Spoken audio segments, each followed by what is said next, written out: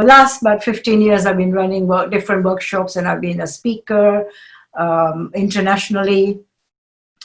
And then finally, 2 years ago, I wanted to share it to a wider audience. So then I published my book, which, as you can see, is called Freedom to Be Me. So this was 2 years ago. And then since then, I want to do more workshops on having people to have the freedom to be themselves. You know, I can only share, but the journey that you do is the work you do will be your journey. I can just share the information that fascinated me and was life-changing for me. If I hadn't done this journey, I wouldn't be expressing my potential, which I feel is what I'm doing now. I was living with fear, and I just wouldn't have been able to do what I'm doing. So let's see how I can help all of you on your journey. You might be somewhere along the journey, or you might be starting. Will be useful for you to have the freedom to be yourself, so you can express your potential fully and live a really happier and a fulfilled life. So that's my wish. So when we start, I just like to just bring, you know, we have lots of things happening in our life. So let's just kind of center ourselves, bring your attention to your body, to your breath, and just breathe and relax. And my prayer is that I do my best and you get the best out of what I'm giving, and I also learn at the same time. So we shall begin now with assessing where are we at. You know, all of you might be at a different point. And we've got a 4-week journey, and to really see if this is working, what you'll be practicing after the 4 weeks, is it all working? Let's see where you are today. Now, this is your own, your own journaling. You don't have to share this with anybody if you don't want to. And I hope you've got your pen and your journal or paper. So if 0 is that I don't feel happy with who I am, I'm just always living with fear. I don't feel comfortable in who I am. Or 10 is, yes, I am free. I don't have any guilt. I don't have any shame. I'm not afraid of anybody. I can say what I want to do what I want to do. Now I have to say to you, I've been on this journey, but 10 is obviously, journey is continuous. So even for me, in some circumstances, I'll be about 8, other circumstances 9, and every day, new fears come up, new situation, new fears come up. So I might even put myself as 7 sometimes. So it can be anywhere. So what I'd like you to do now, if you go to your paper or journal, and just note, where do you feel you have this freedom to be yourself or not? Are you 0, not at all? Are you 3, 4, 5? Where do you feel you are? If you can circle this and write this in your journal, that would be really, really helpful. I'm just going to give you a little moment to do that.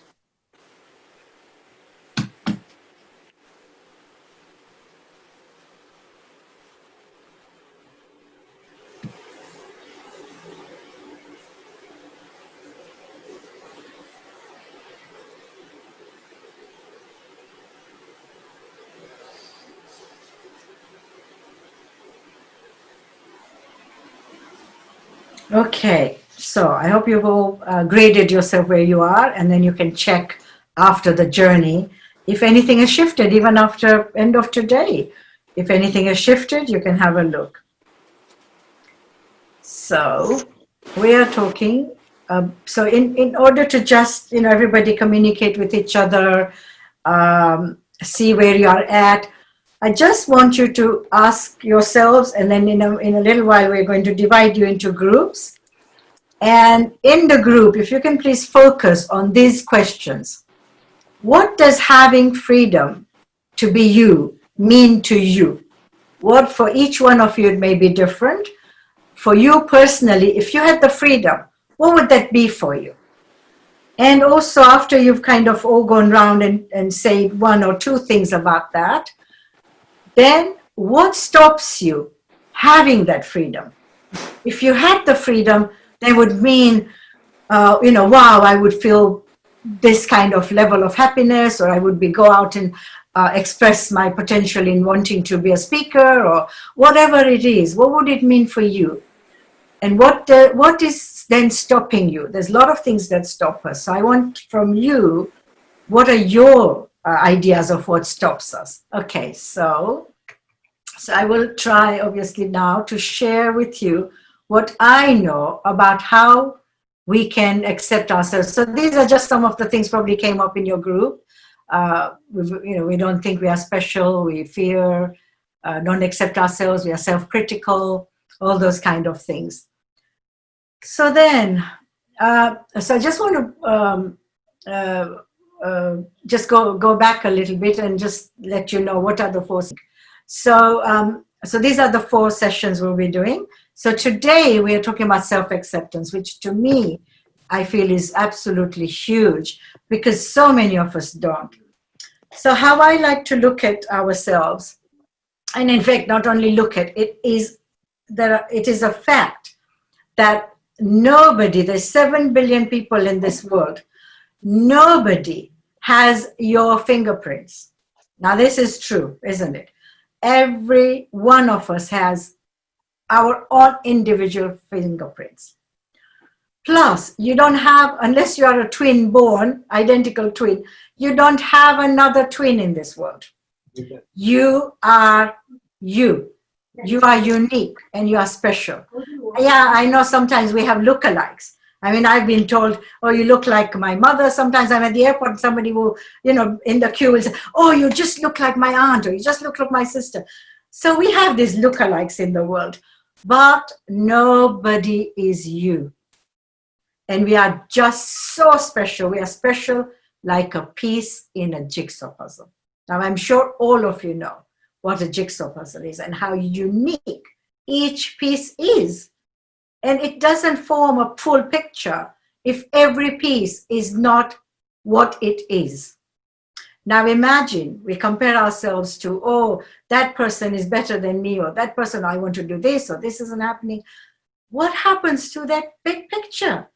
I mean, some jigsaw puzzles are beautiful pictures. And imagine if it was a lovely peacock jigsaw puzzle, and you take yourself out because you don't believe you belong, you're special, you're not that piece, you want to be like that person or that person. What's going to happen?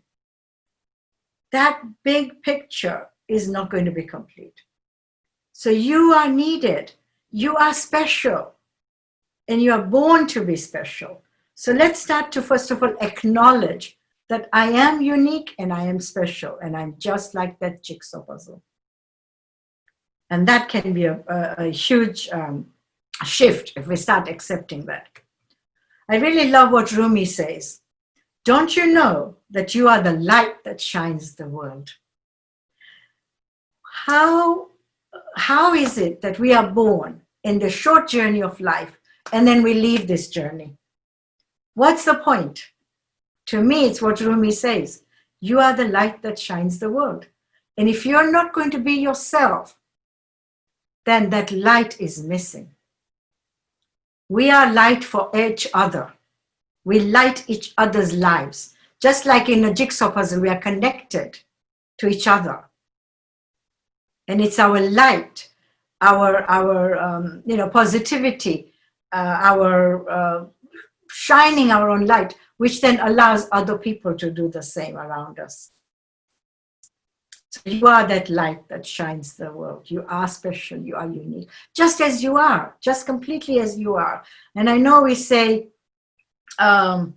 it's a community that we want to belong to. I think, in our group, it came up that sometimes we don't have that sense of belonging. But I think we need to first belong to ourselves. When we are comfortable in our own skin, I think we can belong in wherever we want to fit in. But it's when we don't accept ourselves, and we don't have to look for other people accepting us for us to accept ourselves. I think when we accept ourselves, then other people actually naturally start to accept us. And when you vibrate your energy of who you are, you must have noticed that people vibrate towards you. You vibrate that energy out to other people. So that's another, I think, another acceptance that you are that light that shines the world, that will help you to accept yourself. Now, another reason why we need to accept ourselves and not criticize ourselves. We are our own self-critics, and we criticize other people and we don't accept other people, and we are waiting for other people to accept us. But every one of us has a journey in life. We are born and we move through journey, and then we die. Now, in that journey, your experiences, what your parents or grandparents or society taught you, will never be exactly the same as another person. We are all walking different paths according to what you experience. And any point in time in our life, we are the product of the molding that has happened to us according to our journey. Each one of us has a separate journey. Even identical twins have separate journeys. One twin has not walked completely in the other twin's shoes. So when we have this journey and this molding, at any point in time, the way we behave is the only way we know how to behave. Even sometimes we know that something is wrong at the back of our mind, like stealing or a murder, or even, because they know that it's wrong. But at the time they commit the crime, at the very moment, whatever is happening within them is the only way they know how to behave. This helps us to forgive. That doesn't mean we can go and do these crimes and we're okay.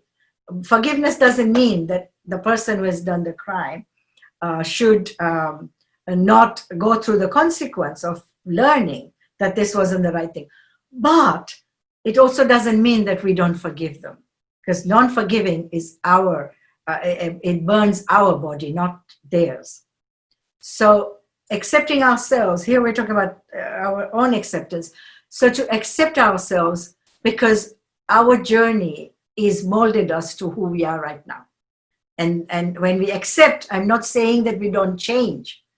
We can change. In fact, we can change better when we accept ourselves, because our body relaxes, our mind is clear, we can see.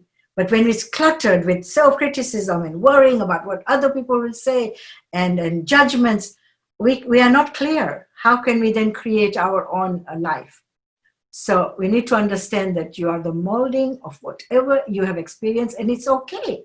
It's okay to be this in this moment and not to criticize ourselves. So moving on. So to accept ourselves, it means to value our imperfections as much as our perfections. None of us are perfect. We all have weaknesses. We all have strengths. Some of our weaknesses we can accept. I was never accepting myself. I was always putting everybody else on a pedestal, especially if somebody was in some kind of a position that I thought was, oh, they're a board member, or they're this, I'm nothing. And it was only when I learned this and I started saying, no, we are all equal. I have my imperfections and my perfections. I have my strengths, they have theirs. They might be good at this thing, I'm good at this thing. And we are equal. They're not here and I'm not here. And that's allowed me to be what I'm doing even. If I hadn't accepted myself, I don't think I would be speaking to people, because I was always fearful of what people will say. And it's okay to admit that there are some things I don't want to change. I'm not very good at paperwork. I'm not very good at organizing my papers. And I struggled, but I'm accepting that now. I don't even want to change it anymore, because it really doesn't matter to me right now.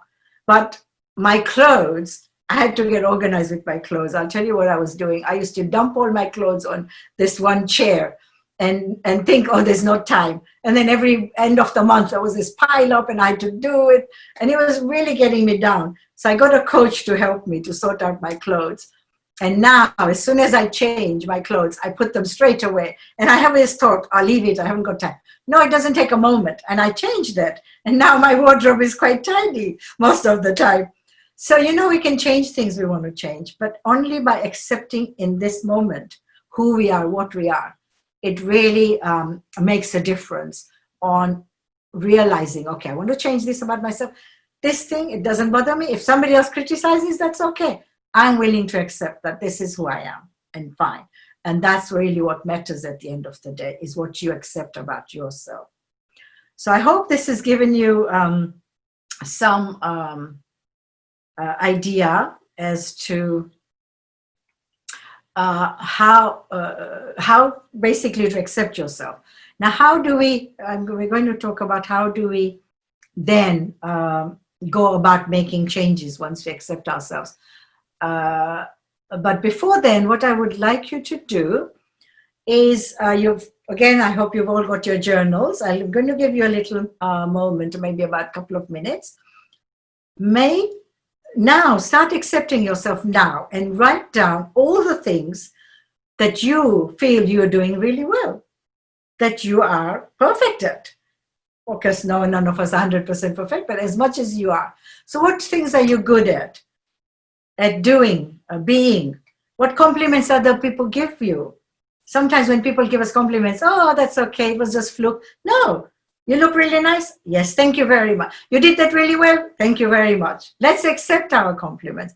So what is it that other people tell you you're doing really good?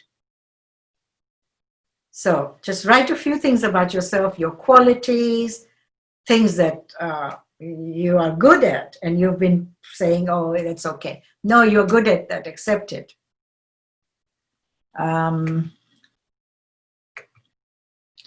Okay, so, I've just got a list of benefits. I'll just maybe let you read them quickly. These are the things that I feel are of benefit to us when we accept ourselves. If you have a quick look. I mean, maybe at some point we might share this slide so everybody can look at it. And, these are all actually in my book as well. So if anybody fancies having the book, it's available on Amazon too. And it could be a companion to this workshop we're doing. Again, benefits of being unique. You'll have more confidence, more creative. Okay, so this is your homework and also how we now start to accept yourself. What I would like you to start doing is every day at whatever time it suits you, either at night or morning or middle of the day, write 5 things, starting with, I am unique and special because. Because what?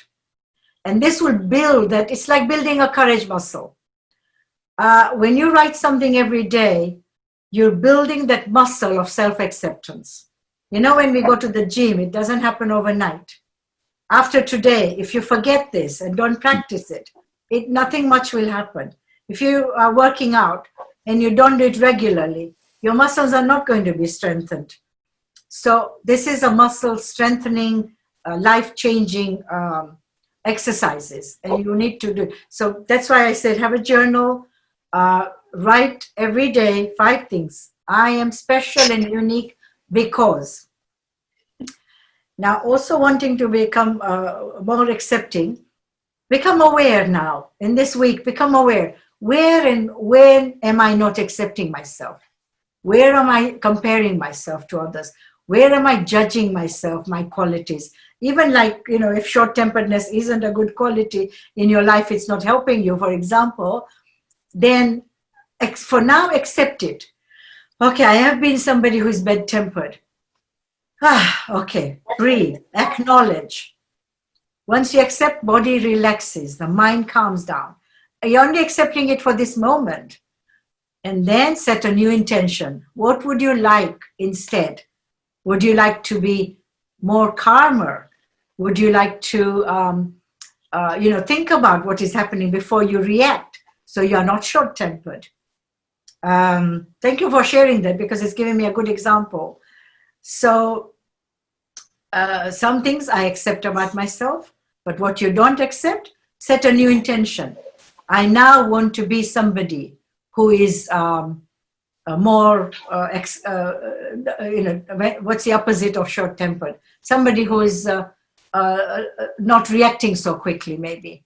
So opposite of short-tempered, what would you like? What's the new thing you would like?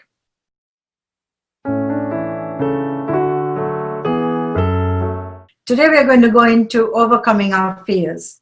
Okay, so with overcoming anything really, even with setting new intentions for accepting ourselves, I felt that this lesson was really, really powerful for me. When I first attended the very first workshop, when I shared with you my days when I was very, very low, about 24 years ago, this lesson to me was like, oh my God, how is it? We focus so much on our feelings. I'm feeling sad, I'm feeling down, but where did this feeling come from? And I learned that it actually comes from our thoughts and our beliefs. Our beliefs obviously come from people who bring us up, and then those become our thoughts. And it's our feelings actually come from our thoughts. And when we have a certain thought, which then leads to a certain feeling, then that leads to our behavior. And then we don't have the freedom to be us. Or basically it's your destiny. Whatever the result of your life is, at any moment in time, we need to go back to our thoughts. What am I thinking? So I'll just take the example of a very brave lady who shared her, I think on chat last time, saying she feels she's short-tempered. And how can she either accept that? And I said, there needs to be a context around it. But I'm sure being short-tempered doesn't serve you well in life. So maybe it's a good idea to change it. So how do you change? Because that's a behavior. And what would be your feelings? Your feeling may be, oh, I'm really frustrated with this person, or this person's acting the way I don't like. Maybe that's where your short temper comes from. I'm just guessing. So your thoughts are, oh, this person is being difficult. And then you get short tempered, and that's your feeling. And that leads to your behavior of maybe lashing out. And then you don't feel free yourself, and you've also affected another person's energy. So always let's go back to our thoughts. So whatever you are facing in your life, even if it's fears and any emotions you've got, start to become aware. What's the thought behind this? And then we have to start to change their thoughts. But before I explain how to change our thoughts, let me bring you this little experiment, which, again, when I saw it, it's a book called Miracles of Water. And this Japanese author and a scientist discovered how our thoughts affect not just our body, but the environment around us. So he got lots of glasses of water and put different things on it, like you can see here, just some of the examples. Heavy metal music, you make me sick, even the name of the person who wasn't very nice, Adolf Hitler, words like thank you, love you, appreciation, I can't do it. I mean, he had thousands of words. And it was probably at some center where everybody was going, and they were looking at these glasses and they were reading what's on it. So as they were reading and thinking about it, those thoughts, the energy of the thoughts was transferred. So the top line that you can see here is, the top line is the negative words. When he looked, so basically he had water in the glasses, and then he froze it to look at the crystalline formation of the water. And every time it was a negative word, the crystalline formation didn't look nice, you can see here. And when it was a nice, loving word, the crystallized formation was beautiful. And then he took, I need to just explain the other one. So these are two jars on the right-hand side of cooked rice on the same day, filled up in these jars, sealed. One has got loving words on it, the other one's got negative words. The negative one got molded, and the positive one didn't. And where I go to my yoga center, they actually did an experiment with onions. They put 2 onions downwards into glasses of water, and one with positive words, one with negative. The one with negative was starting to die, and with positive was starting to grow. So that's the effect of our thoughts. Now, our body is also almost 80% water. So you can imagine we can actually feel weak when we are negative about ourselves, and also when we are negative about other people. Now, this is, on the left is the polluted water. Looked under the microscope, the crystalline formation was, as you can see, not very nice. The same water was preyed on. And then the right-hand side is the same water changed. Isn't that fascinating? That's how powerful our... So when we send prayers to other people, this is what happens. The energy of our thoughts reaches that person. That's how we say, you know, may God help you with the illness or whatever. It affects the person. And the same goes for when we worry. When we worry about our parents, our children, whoever, grandchildren, I often worry about them. We have to turn that worry into a prayer straight away. Because when you worry, you're also sending negative energy. So it doesn't help. It doesn't help our body, and it doesn't help the people that we want to help and serve. Okay, so once we have identified a negative thought, how do we change that negative thought into positive? Now, one thing we have to remember is not to use do not. So if we say we have been talking about accepting ourselves, or the example I gave about being short-tempered.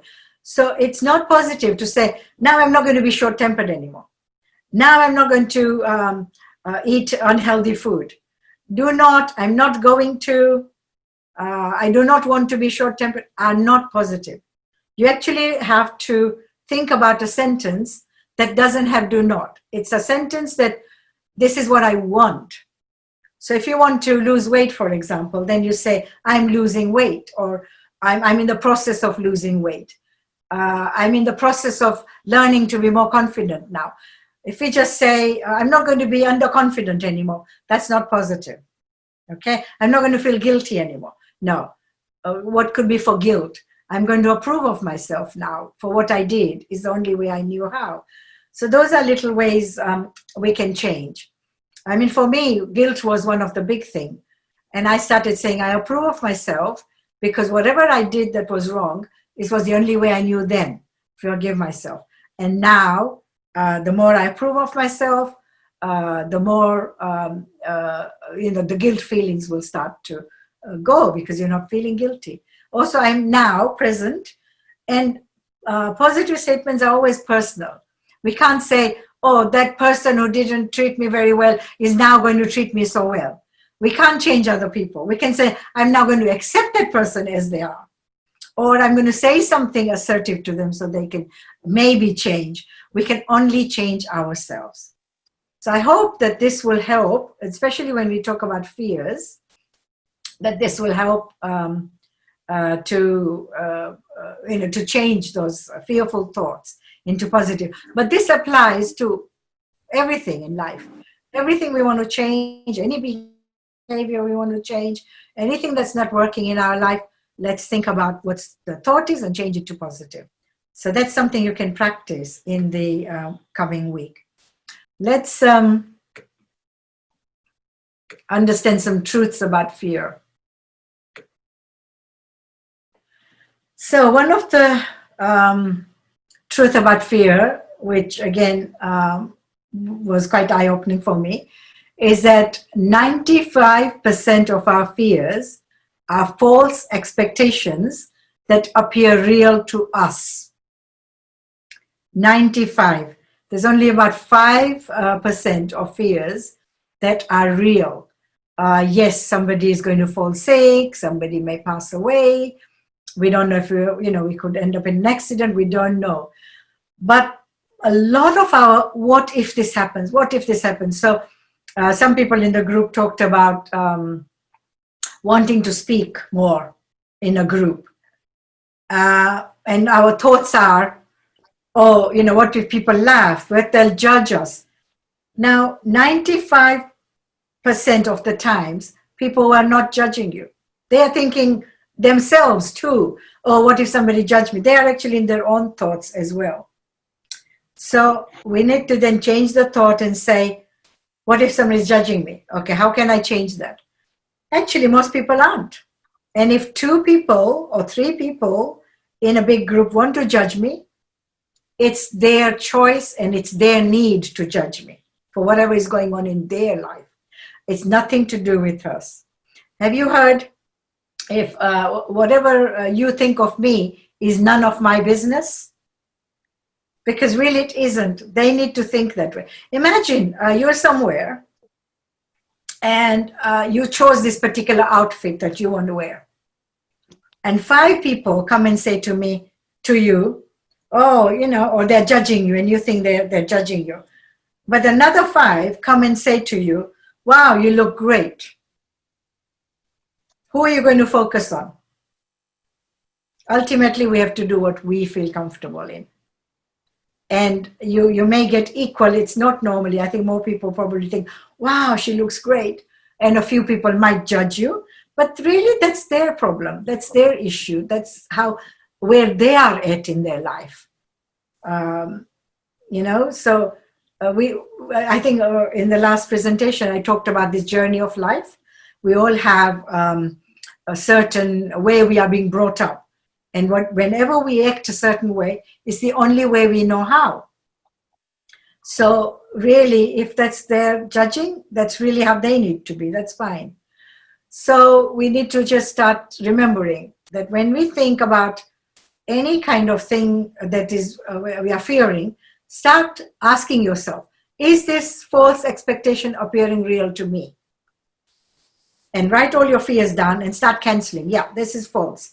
How can I change this thought? How can I change this? And you'll find you'll only be left with 1 or 2. Then you ask yourself, okay, what can I do with this? If it's real, some of the things you can't do anything about, and you just have to leave it to the universe as to, what happens in your life. And we know that whenever things happen to us, they're always for our own good anyway. So let's remember that's one of the truths. The other truth I have learned, which really, really helped me, is that everybody feels fear. We're not the only one. Nelson Mandela said, courage is not an absence of fear, but a triumph over it. The brave man is not the one who does not feel afraid, but the one who conquers his fear. So we can all overcome these fears.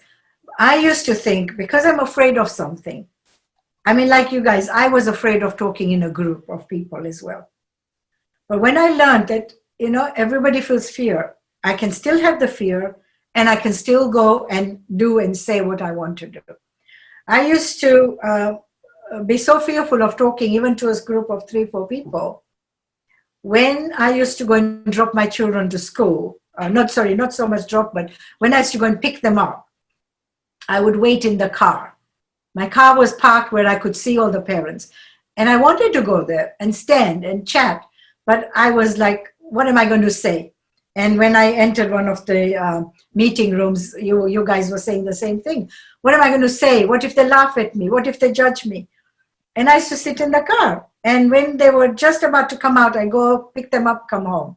And then what happens? You bury that low self-esteem because you get busy. You get on this treadmill of life and you get on. And for me, all that burying came out in my 40s when I couldn't do it anymore. And I was so down. And that's when as I said, I learned these things. People like Thomas Edison, who created the light bulb, how many failures did he have? But he never said, oh, I can't do this. He felt that fear of, oh, I'm not, didn't do it. And he still went and did it. And lots of people like that, who have gone and tried several times until they get it. So remember now, whenever you have a fear where, you're thinking, oh, I'm afraid, so I can't do this, just know that it's okay to have that fear and you can still go and do it anyway. I was a licensed trainer for the book called Feel the Fear and Do It Anyway by Dr. Susan Jeffers. Really good book. And I've got, in fact, quite a lot of her stuff in my book as well. So it might be worth, reading reading our book or my book as well. So the only way to step out of our comfort zone, comfort zone is a very a funny word. It's comfortable in the sense that we don't have to do anything to overcome that fear.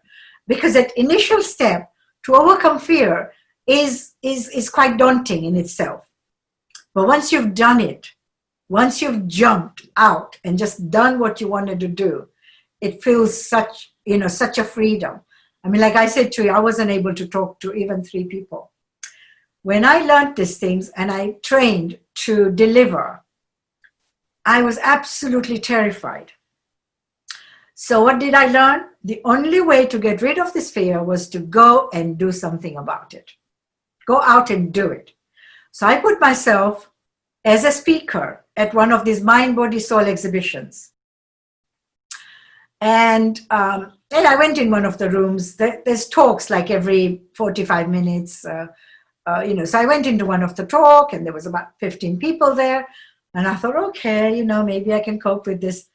But still, I was absolutely terrified. My heart was pounding, my kidney, I was dry, my mouth was, really, really dry. And again, when I joined one of the breakout rooms, you were saying you're sweating. I was all those things as well. And I really wanted to go and say to them, I can't do this. It's just too much. But I said, no, I calmed myself down. I did a bit of meditation. And I went in the room, and in those days, I had to fill up the charts and write everything I wanted so I wouldn't make a mistake. And when I turned around, you know how many people there were in the room? 60 people.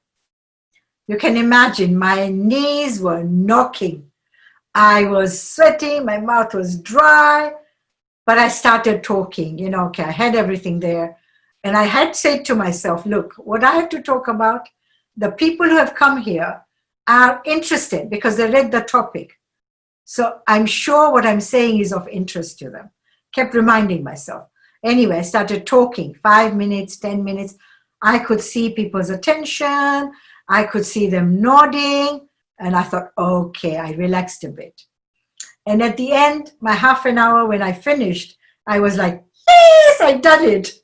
Instead of criticizing myself. Of course, I wasn't perfect. But instead of criticizing myself, first, I celebrated and said, wow, I've done it. I've done it. And then whatever I needed to change, I can change the next time. So whatever you want to do, don't wait. Or only when I have planned it properly, then I will put myself forward. Only when I've lost weight, when I look good. No. You put your foot into it, say yes, and then you learn what you have to learn. I mean, I said yes to this Zoom training. I'm learning as I'm going along. I didn't know how to use it completely before. This is the first time actually sharing my screen before somebody else has shared the screen for me. So, we all learn as we go along. But if you don't go out there and put yourself in the spot, we don't get rid of our fears.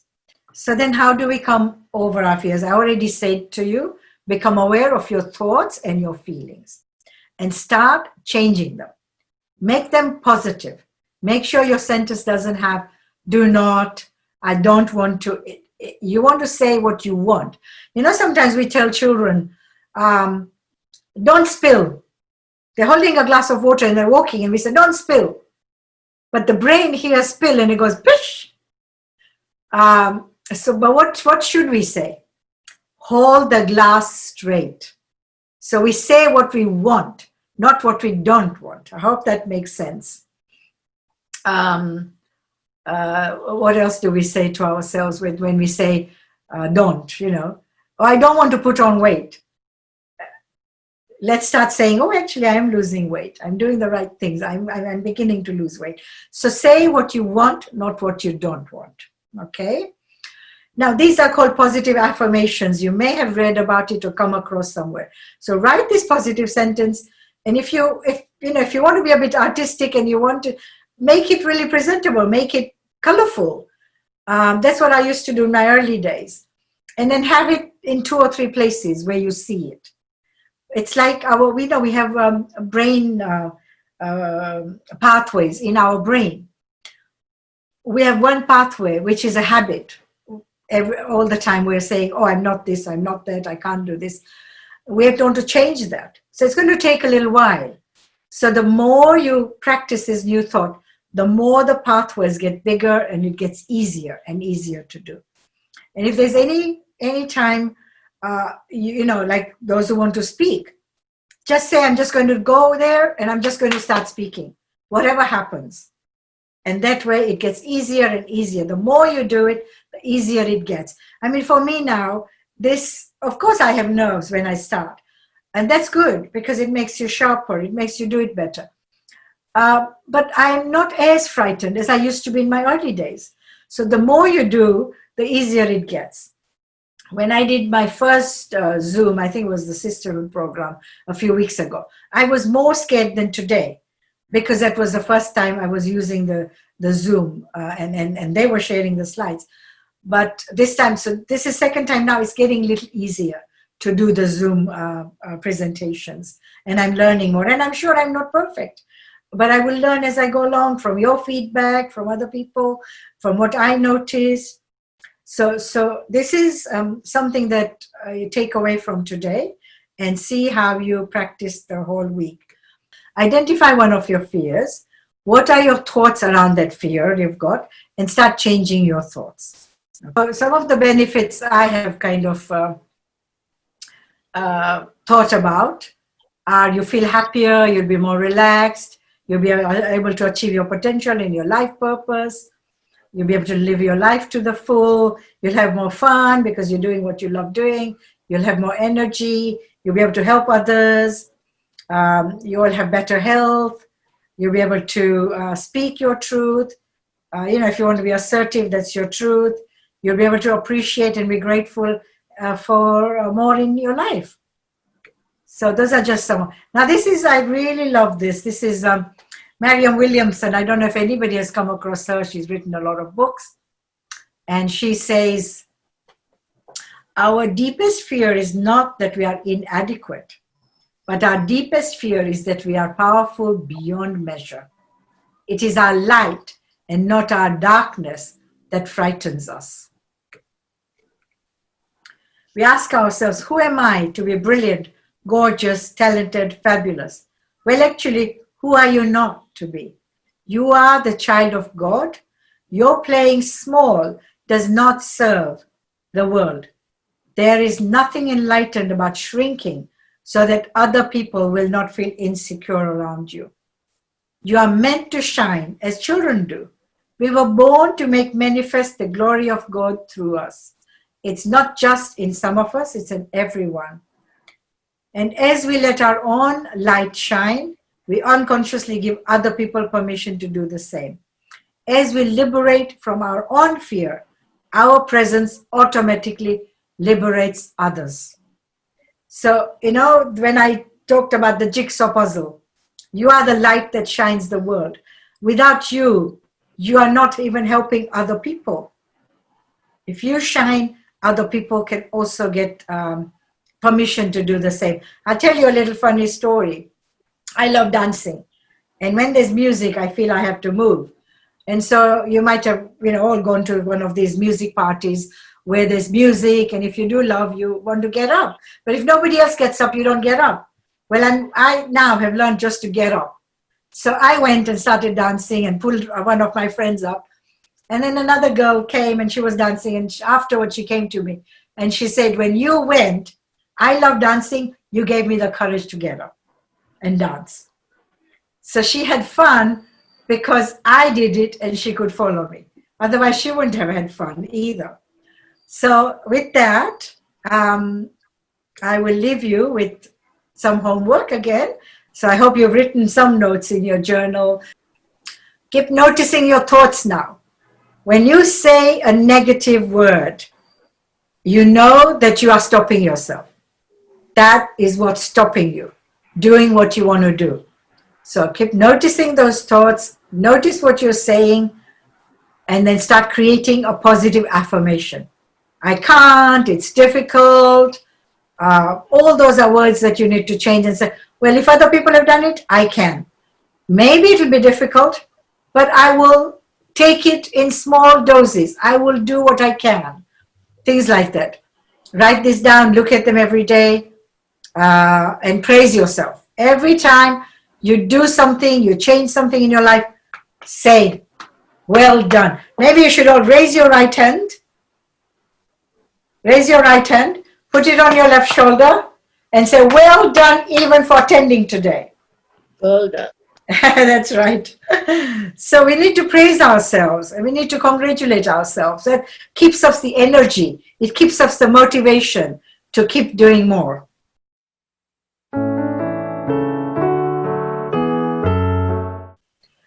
When we say, that person made me feel this, that person stopped me having this, then we become victims and then we don't have the power. So this is a very nice quote which I like. It says, you relinquish your power when you blame others for situation in your life. The blame does not change the situation and only keeps you in the victim mentality. It's like you chaining yourself into, into your own prison. And we lose our power. We're giving away our power when we say it's that person who made me feel this way. Now I'll tell you, before my journey, which I shared with you guys earlier on, in my journey, before my journey of self-discovery, I was living with a lot of blame and fear. My fear was fear of rejection. And in that fear, because of that fear, I was blaming other people because I hadn't learned that it's my responsibility, that I have the power. I'm the one who can change my life. So I actually used to blame my husband. And what was I blaming him for? Because he used to say things like, oh, do you have to go there when I'm home? I don't like to be on my own, things like that. And because of who I was, the way I was brought up to please people and not to make other people feel bad, I would not go. I started not going when I wanted to when he was home. And that wasn't a very healthy place for me. But I was living like that, not really knowing any different. And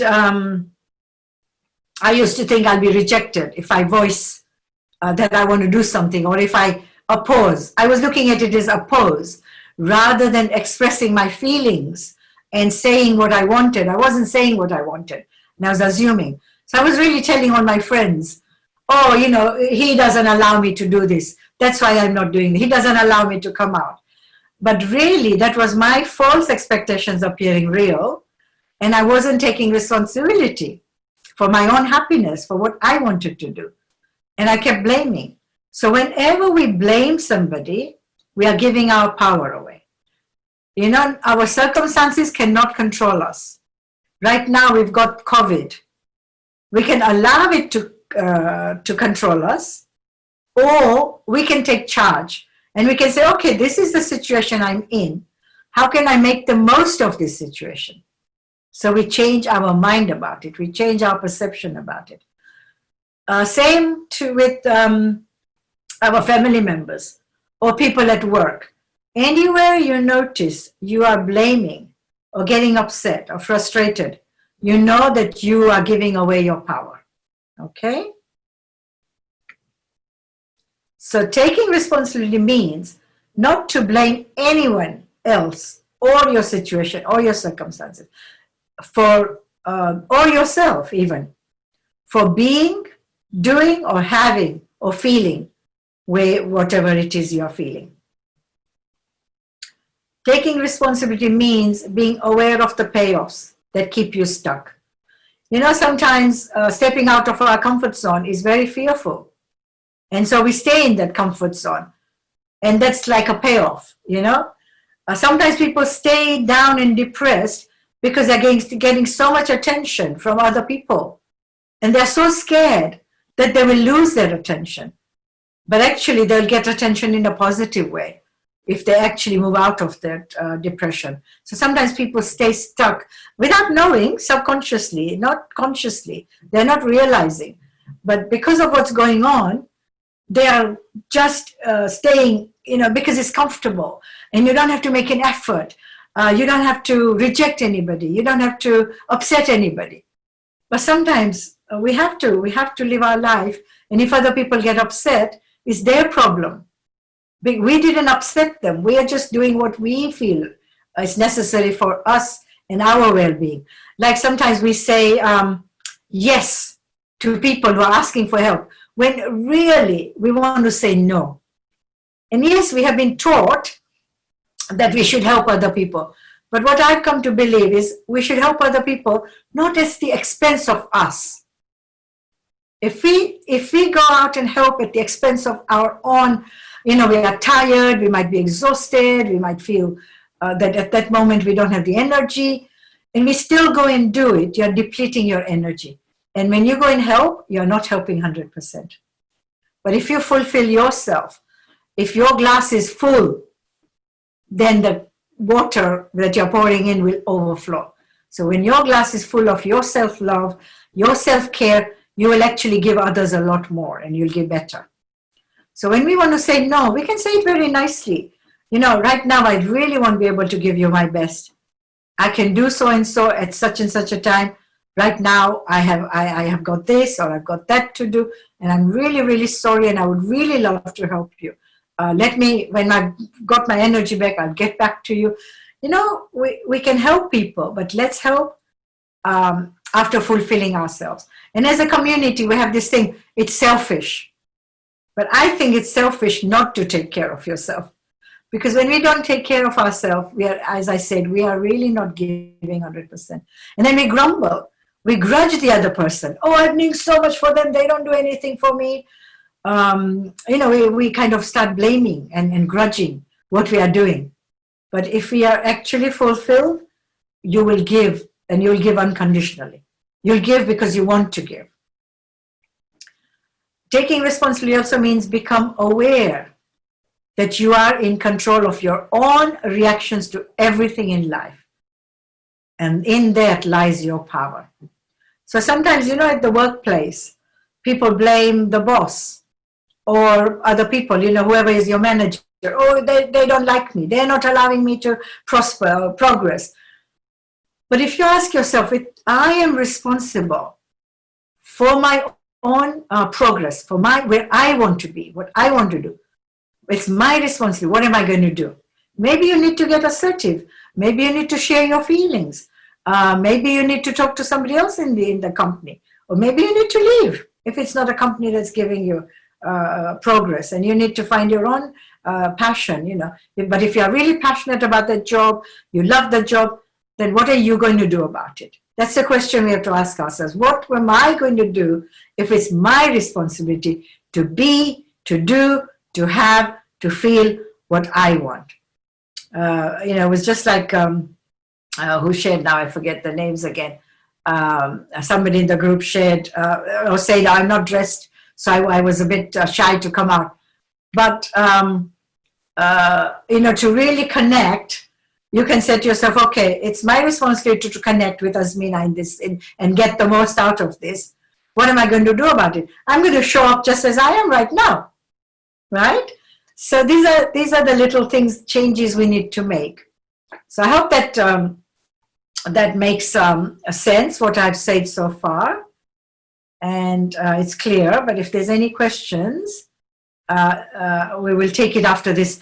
So this is Hazri Imam's speech that he made in an Enabling Environment Conference in Kabul in Afghanistan on June 4th, 2007.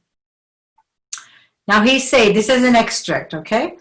In the end, human progress must grow out of human heart and soul.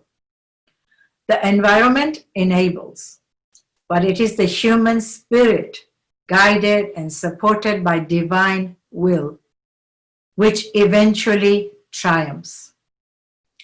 But I would end as I began by suggesting that the enabling environment can only do so much. In the final analysis, it can create a framework in which individuals can make the best possible use of their personal gifts. Now, let me just expand here. Personal gifts. If you remember, we talked about when we said you're unique and you're special, and the jigsaw puzzle, we are all given special gifts. We are all born with special gifts. And Hazrat here is saying, make use of that personal gift. Okay, so then he goes on to say, an ayat in the Quran, he quotes the ayat in the Quran, verily God does not change a people's condition unless they change that in itself, which is in themselves. In the end, it is the will and the resourcefulness of the individual human being that with Allah's blessing and guidance will determine our future. So the way you would take responsibility is to start noticing, where are you getting upset with other people or your situation? Or where are you getting frustrated? Where are you blaming? Where are you feeling helpless? Self-pity. Oh, poor me, why is this happening to me? No. What can I do about it is the question. The question is not why, or why is this happening? The question is, what can I do about it? If the power is in my hands, what little changes can I make? Do I need to communicate with that person? Do I need to be more assertive? Do I need to be more positive? Do I need to change my thoughts? Do I need to voice what I'm feeling with the other person when they're doing A, B, C, and D, which I wasn't doing. So my husband was not even aware. But when I started sharing with him, and he loved me and he had compassion for me, and things changed. And unfortunately, sometimes people separate because they find the other person just never wants to change. But if they love you, they're willing to change. Life can be happy for both of us. These were the points I had. So it gives you the power to steer your life the way you want. You have greater choice on how you want to move forward in your life. You achieve your goals with more confidentially, feel happier and more fulfilled.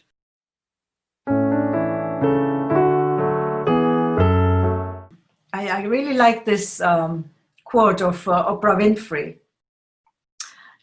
She says, we have overstretched our personal boundaries, we were just talking about that, Nilüfer, and forgotten that true happiness comes from living an authentic life fueled with a sense of purpose and balance. I think very, very important. I think a lot of times we do the kind of work that we think we should be doing, or our parents are saying we should be doing, or people are saying, oh, this is where the money is, or this is where that is. But if it's not related to our own purpose, what are we passionate about? What is it that we are gifted with that we want to share with other people? Then I think there isn't that sense of fulfillment. And of course, balance is very important. If you go out of balance and don't do all the things in kind of almost equal proportions, then there is a domino effect. So let's see how that happens. So I just want to, these are the kind of, there could be lots of different labels, but I feel that this covers most things that are related to our life. Now, if I was to, if you can just kind of, I hope you've all got your pen and paper. If you haven't, then if you can just grab one, because we're going to do some exercise where you'll be identifying your own life at the moment, and are you in balance, or where are you out of balance? So, there's things like myself, there's relationships, there's social, with relationship with others, going out, doing things we like. There could even hobbies could be there, your work, contribution, spirituality, health, finances. So now, say this was somebody's will, and this is how they put themselves. So 0 means I'm not happy with this area of my life. I don't spend much time there.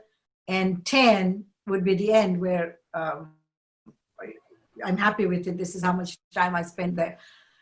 So we're going to do that exercise in a minute for all of you, so you can see your own wheel. Now say this bit which is all colored, that is a bicycle wheel or your car wheel. And it's got bits of dents in them, puncture and things like that. What would you do? Would you keep driving that car around?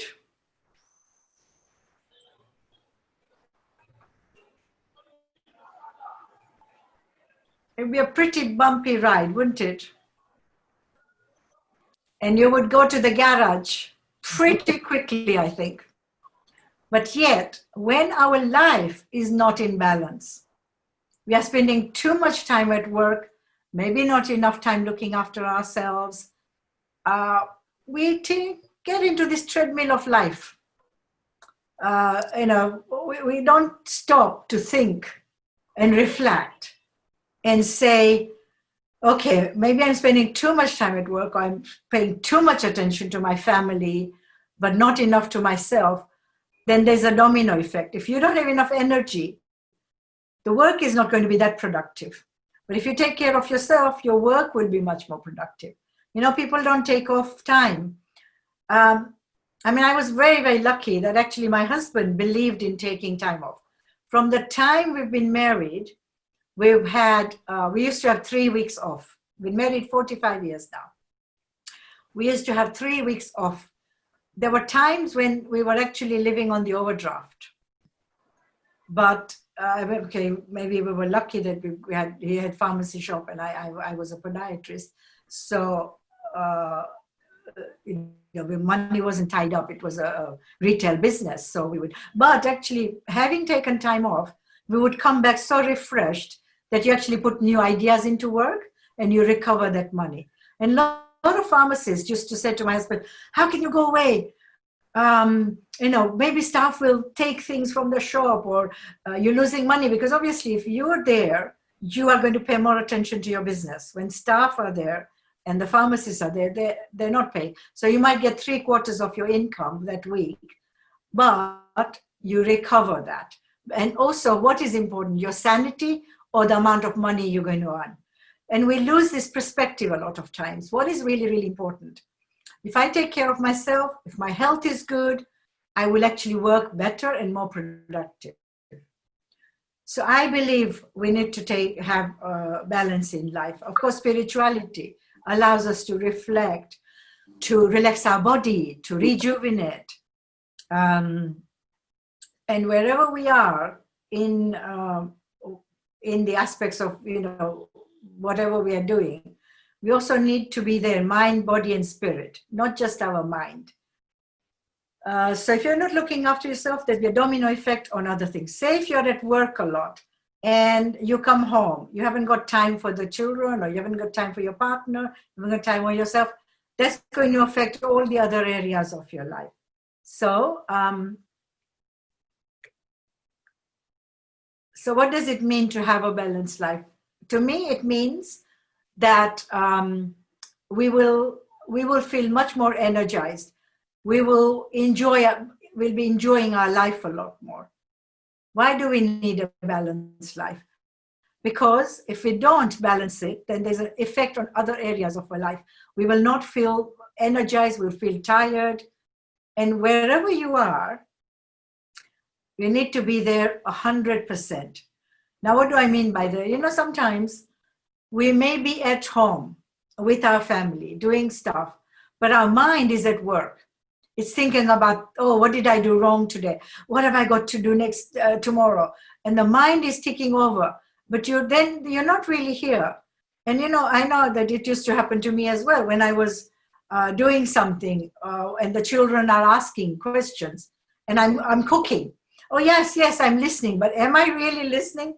No, I need to give that up, sit with them and really, really listen, be there, mind and body. And that way you feel a lot more fulfilled and your energy is there. People feel, when you listen to people really appreciate just somebody just being there listening to you. So those are the important things there. So be there in any area of your life. Switch off everything else and be there 100%. Now, even sometimes you may be in a place where you're not feeling very happy, like you're at a workplace and you want to change your workplace. But at the time when you're there, be there 100%. Be energized. Look for things that you're enjoying. And at the same time, you could be looking for what would you love to do when you're not, when you're finished with that. But at the moment when you're there, be there 100%. Because you're not serving yourself when you're not there. you're not serving other people properly when you're not there. So, we talk about contribution. That's in a way a part of contribution, to be there for the person, to be there fully and be fully productive at the workplace. Okay, so I hope that makes sense, but we'll catch up with the question time. So now what I would like you to do is to just basically, you can draw a circle, draw these segments, and mark yourself. Where are you between 0 and 10 in your relationships? How happy do you feel? What do you think you're contributing? How much effort are you putting into being in that relationship? How is the relationship working? It may not be because of you, it might be because of somebody else, the other person or other people. This could be a relationship with one person or just generally with your family. In fact, if you don't want to put relations, you can even just say family there. In fact, that's missing there. Myself, how do you take care of yourself? Socially, how happy do you feel? If you're not going out or not doing things socially, but you're happy with how much you're doing, that's okay. It's. I think it relates. I would relate this wheel more, not how much you're doing of it, but how happy do you feel in that area. Somebody may not be not feel like they've got lots of money compared to other people, but you're content, you're happy with what you've got. Then you could put yourself as 4, or you could put yourself high. Finances doesn't mean that I've got lots of money. How happy are you with? So you could even put yourself at 8, but doesn't mean that you're loaded with money. Okay, so ask yourself how happy I am in this area, and mark your own wheel and see how balanced you are. So we're going to do, I'm sure a lot of you must have set goals in your life. So basically, you would say, for example, Lisa, you said spirituality for me is a little bit time prayers. So then you would say, okay, for example, you would say, my goal is to spend some time doing prayers. Okay. What would be your very, very first action that you would need to take? What do you think it would be if you were putting your goal as prayers? What would be the very first action you would have to take? Making it a priority and taking time to pray. Okay. So then it would be, so what action would you take and what time and day? So what would be your action take time. So then you would say, okay, when would you do that and how many days? So you have to be quite specific. The more specific you are, the more likely our body and energy gets motivated and gets geared into it. So if you say, if your goal is, I'm going to do this, when? The body and the mind are not engaged. But if you say, for example, I don't know, 3 times a week, for example, at either morning, whatever suits you, when I wake up, as I'm falling asleep. I mean, I say my dua as I'm falling asleep. And I don't do just the whole dua. The way I do it is I contemplate. So if I say, guide me on the right path, then I will say, okay, where do I need guidance? What do I need? Or I might say just Bismillah, in the name of Allah. Okay, what does that mean to me? So I do more contemplation kind of thing while I'm falling asleep. And then when I wake up, I say a little bit of dua. And when I wake up, I normally do meditation. I just sit quietly and I'll say my bowl. Or if you don't have a bowl, you can just focus on any word you like. One of 99 names of Allah, or peace or happiness, whatever. Just focus on that. And when you focus on the word, your mind will go somewhere, come back. Or like I told you earlier, just focus on your breath. Take your mind down to your abdomen, focus there. If thoughts come, it's okay. We can't stop thoughts. Just come back. The more you do, the stronger it will get. Okay? So be specific. Make sure you put time in it. And also look at what support you might need. If you're a family member, or if you're a member, in business, you may have to communicate with somebody and say, look, I'm going to close my eyes for a few minutes. Don't mind. I know what I'm doing or whatever. I'm all right. Or if you're stretching and exercise, you might need to tell somebody. Or you might need help. You might need, for when, I think it was Nilufer who said, I want to spend more time on myself and take more walks. Say if you're a family and you've got other things to do, ask help. Ask other people to help you. So what resources might you need? And is there anything that will stop you? So I normally, when I'm coaching people, I would normally ask them between 0 and 10, how likely are you going to follow through with your goal? Now, if you say 8 or anything under 9, in fact, because the 1 is unforeseen circumstances, but if you were going to say anything under 9, that means you're not committed enough yet. What would stop you? Then people say time. With some things, people say money. But those are illusions. When we want to do something, we'll always find the time and the money will always appear. You might have heard about law of attraction. So it's only excuses when we say. So iron out any excuse you have. It might be fear. Somebody's goal might be to have this fantastic, I think it was Shayat's too last time, a time before you said you've got this goal of studying something new. But maybe fears, you had fears around it. What if I don't do well? Iron out those fears. They are false expectations. If you don't do it and you're 80, what are you going to say to yourself? I should have done it. I wish I'd done it.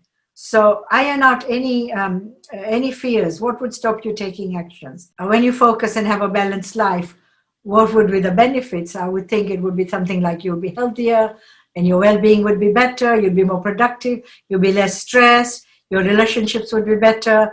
You'll have greater emotional connection with yourself and others. You'll be much happier and more peaceful. And if this is quite important.